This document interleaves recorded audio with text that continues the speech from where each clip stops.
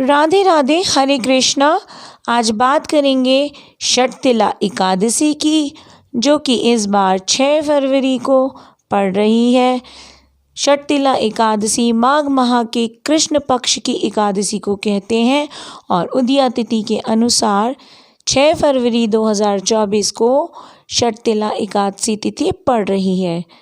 तो आइए सुनते हैं इसका महात्म्य और इसकी कथा। इस दिन भगवान विष्णु की पूजा में तिल का खास उपयोग किया जाता है। मान्यता है कि इस दिन भगवान विष्णु की विधि विधान के साथ पूजा करने से मोक्ष के द्वार खुलते हैं। तिल का दान करने से महापुण्य प्राप्त होते हैं।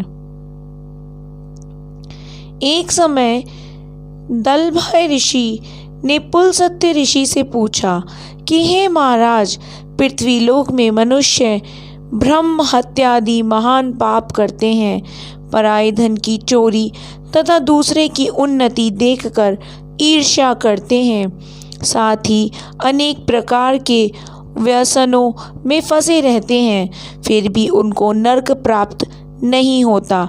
इसका क्या कारण है? वे ना जाने कौन कौन से दान पुण्य करते हैं जिससे उनके पाप नष्ट हो जाते हैं। यह सब कृपा पूर्वक आप कहिए। पुलस्त्य मुनि कहने लगे कि हे महाभाग, आपने मुझसे अत्यंत गंभीर प्रश्न पूछा है। इससे संसार के जीवों का अत्यंत भला होगा।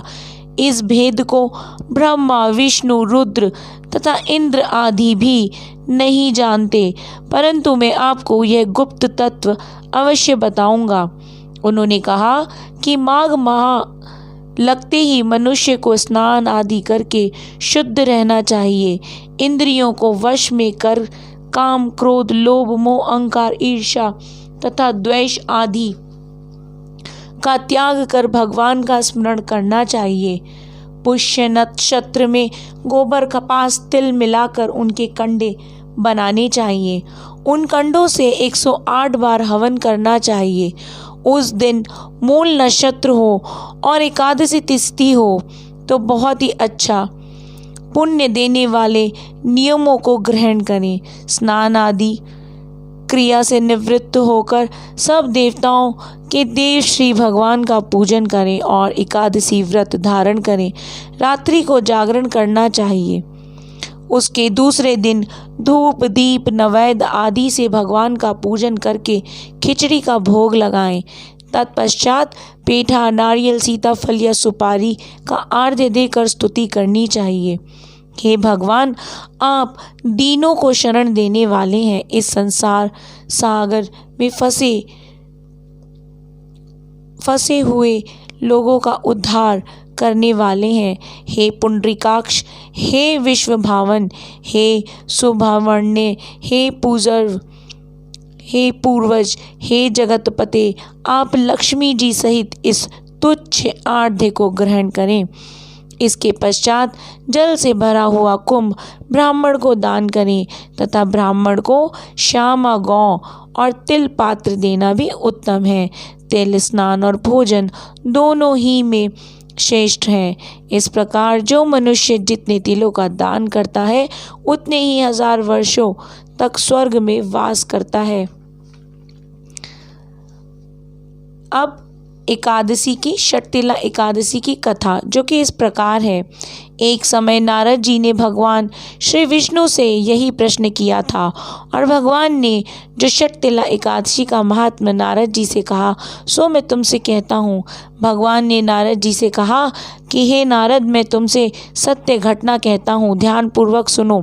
प्राचीन काल में मृत्युलोक में एक ब्राह्मणी रहती थी।